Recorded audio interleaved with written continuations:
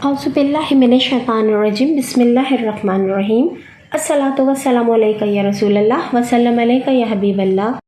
अस्सलाम वालेकुम, कैसे हैं आप सब। अल्लाह ताला आपको हम सबको अपने हिफ्ज़ अमान में रखे, आमीन। आज मैं बना रही हूँ नमकीन रोस्ट। बनाने के लिए मैंने गाय का गोश्त लिया है 1.5 से 2 किलो। गोश्त में देखिए चर्बी थोड़ी थोड़ी लगी हुई है। चर्बी के साथ जो रोस्ट बनता है वो बहुत मज़ेदार बनता है। इस गोश्त को मैंने पानी में भिगो कर रख दिया था, फिर अच्छी तरह से धो लिया है। धुले हुए गोश्त को मैं एक पतीले में डाल देती हूँ। पतीले में डालने के बाद इसमें हम पानी शामिल करेंगे 2 गिलास। 2 गिलास पानी डाल देते हैं इसमें।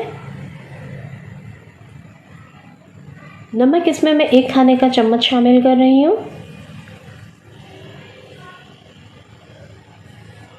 पानी और नमक डालने के बाद इसको हम रख देते हैं चूल्हे पर और फ्लेम ऑन कर देते हैं।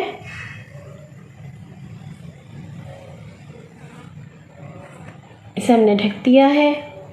ये देखिए पक रहा है, लेकिन जब भी इसका पानी बिल्कुल ड्राई हो जाएगा, ये बिल्कुल रोस्ट हो जाएगा, तब ये तैयार हो जाएगा। इसे हम दोबारा से ढककर पकने के लिए छोड़ देते हैं।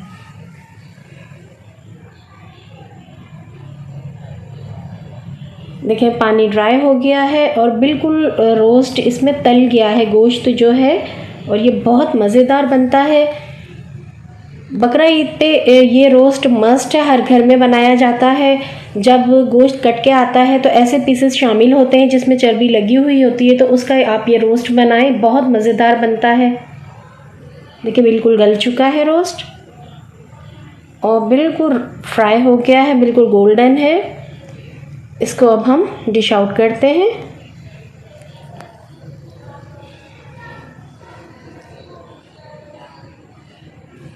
अगर आपको नमकीन रोस्ट बनाने की रेसिपी पसंद आई है, आप मेरे चैनल को सब्सक्राइब करें, मेरी रेसिपीज़ को लाइक करें, बेल आइकॉन को ज़रूर प्रेस करें ताकि मेरी अगली आने वाली रेसिपीज़ आपको मिल सकें। अल्लाह हाफिज़।